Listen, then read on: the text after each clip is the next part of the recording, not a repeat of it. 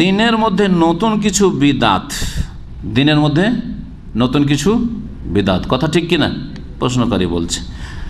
ঠিক, তাহলে কোরআনের জবর জের পেশ নতুন করে দেওয়া হয়েছে, তা কি বিদাত হবে না?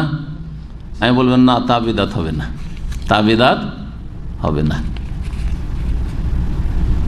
প্রশ্নকারীকে বলবো, যদি আপনি বিনা জবর জের আর হরকত ছাড়া নোক্তাও ছিল না যখন প্রথম আরবি ছিল নবী সাল্লাল্লাহু আলাইহি ওয়াসাল্লামের জামানায়, তখন এমনকি সাহাবায়ে খোলাফায়ে রাশিদের জামানায় জের জবর হরকত তো ছিলই না, নোক্তা পর্যন্ত ছিল না।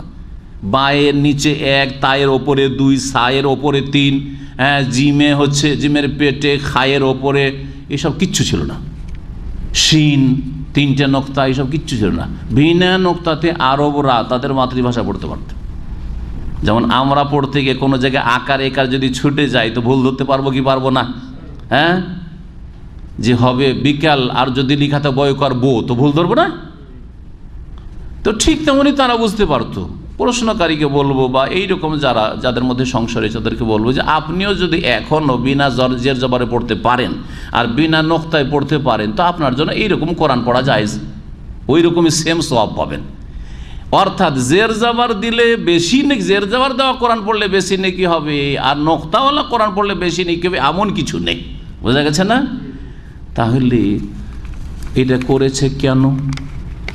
আপনাদের সুবিধার্থে করেছে না তো। আজকাল বড় বড় ভালো আলেমগুলি ছাড়া, মধ্যম শ্রেণীর আলেমগুলো জের জবর ছাড়া আর নোক্তা ছাড়া কোরআন পড়তে পারতো না। বুঝতে পেরেছেন না? এইরকম বড় কল্যাণ থেকে বঞ্চিত থাকতো, আপনাদের জন্য সহজ করে দিয়েছে। যারা জের জবর হরকতের ব্যবস্থা করেছে বা নোক্তার ব্যবস্থা করেছে, তারা সহজ করেছে। আর সহজ যদি দিনের কাজকে সহজ করা হয় নতুন কোনো পদ্ধতিতে, সেটা বিদআত নাই। যেমন কোরআন যেখানে সেখানে বহন করে নিয়ে যাওয়া মুশকিল, ঠিক কিনা? অনেক সময় ভুলে যায়, আর অনেক সময় সেটা সম্ভব হয় না কোরআনের কপি নিয়ে যাওয়া। কিন্তু মোবাইল, স্মার্টফোন সবার পকেটে আছে, আছে না নেই? যেখানে যান আপনার সাথে কোরআন আছে, যদি কোরআনটা ওতে লোড করা থাকে। মুসহাফ আছে না নেই আমাদের মোবাইলে? যেখানে যাচ্ছেন কোরআন আছে। বসে আছেন ঘন্টার পর ঘন্টা, গিয়ে ক্লিনিকে হসপিটালে বসে আছেন, আলতু ফালতু কাজ না বসে কোরআন খুললে ওখানে তেলাওয়াত করছেন। আছেন কোনো বান্দা যে হসপিটালে গেছেন বা ক্লিনিকে আধা ঘন্টা ইন্তজার করছেন কোরআন তেলাওয়াত করেন, এরকম লোক আছেন? যদি থাকেন একটু হাত উঠান তো। আল্লাহ তৌফিক দান করেন, আল্লাহ তৌফিক দান করেন। আমি একদিন গিয়ে আমার ছেলে মেয়েদের চিকিৎসার জন্য, আমারও চিকিৎসা নেই, ঢুকলাম, তাও দাঁতের। এক তো কিছুক্ষণ লাইন লাগাই, তোর অল্প স্বল্প পরিচিত মানুষ, তারপরে শুরু হলো প্রায় যথেষ্ট সময়, 1-1.5 বার কোরআন আরামে পড়া হয়ে গেল। এখন এই সময়গুলিকে আমরা কাজে লাগাই না, কিন্তু ওই সময়টায় ফেসবুক, নাহলে হোয়াটসঅ্যাপ, নাহলে ঘাটাঘাটি এদিক সেদিক খুঁজছেন যে কী পাই, ইউটিউব, এসব হারাম কাজ আর আপত্তিকর কাজ বা অসার কাজ, লাগো ফালতু কাজ। নেকি তো নেই, হয় গোনা আছে, না হইলে নেকি গোনা কিছু নাই। এইরকম সময় নষ্ট না করে, এই সময়গুলি আর ফিরে আসবে না, করতে পারেন। তো আমরা যে এতে লোড করে রেখেছি, এখন কেউ যদি বলে এটা বেদাত নয়, মোবাইলে যে কোরআন বহন করে পকেটে করে নিয়ে বেড়াচ্ছেন, এটা বেদাত নয়, বলে বেদাত বলবেন নাকি? না, এটা আপনার জন্য সহজ করে দেওয়া হয়েছে। সহজ করা হয়েছে কি হয়নি? কেউ যদি বলে পাকা মসজিদে নামাজ পড়া বেদাত নয়, বেদাত নাকি? সব তো পাকা মসজিদ। নবী সাল্লাল্লাহু আলাইহি ওয়াসাল্লামের জামানায় খেজুর ছাউনি, খেজুরের পাতার আর ডালের এইসব ছাউনিতে মসজিদ ছিল, আর মাটিতে একটা পাটি চাটাইয়ের ব্যবস্থা ছিল না, শুধু মাটি আর কঙ্কর দিয়ে মাটিকে স্থির রাখা হয়েছে, বরাবর সমতল করা হয়েছে। তাতে নবী সাল্লাল্লাহু আলাইহি ওয়াসাল্লাম, সাহাবায়ে কেরামগণ রাদিয়াল্লাহু আনহুম সেজদা করতেন।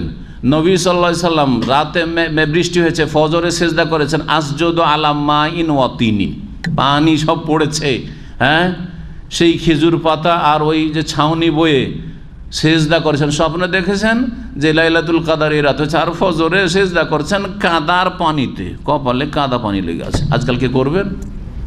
মসজিদে পানি থাকলে বাড়ি ফিরে চলে আসবে, চল বাড়ি থেকে নামাজ পড়ি, কাদাতে কে নামাজ পড়বে? ঠিক না?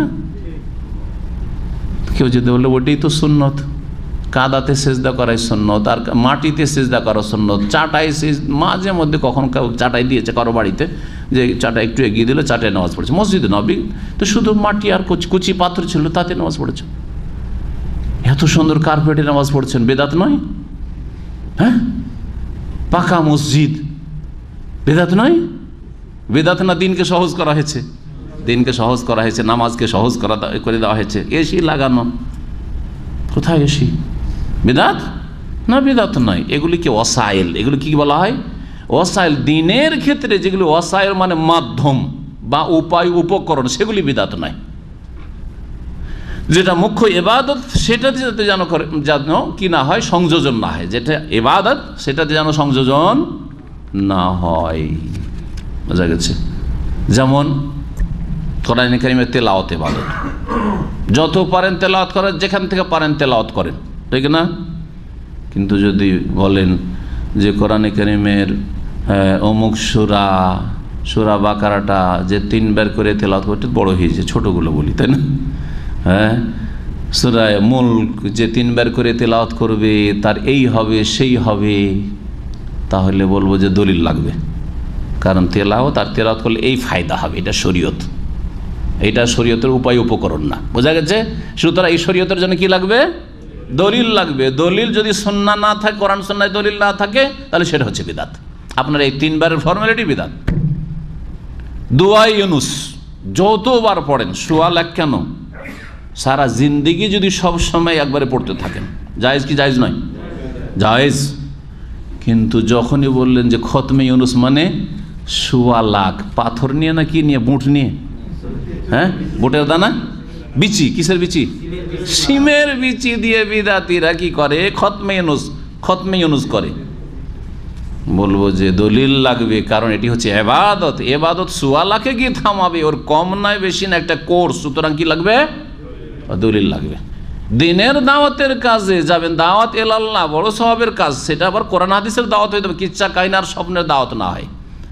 কিন্তু এক তো কিচ্ছা কাহিনীর দাওয়াত, আর মিছি কেরামতির দাওয়াত, কেরামতির কিচ্ছা কাহিনী সব, আর তারপরে জাল জয়ীফের দাওয়াত, তার উপরে আবার 40 দিন হইতে হবে, 39 না 41 না।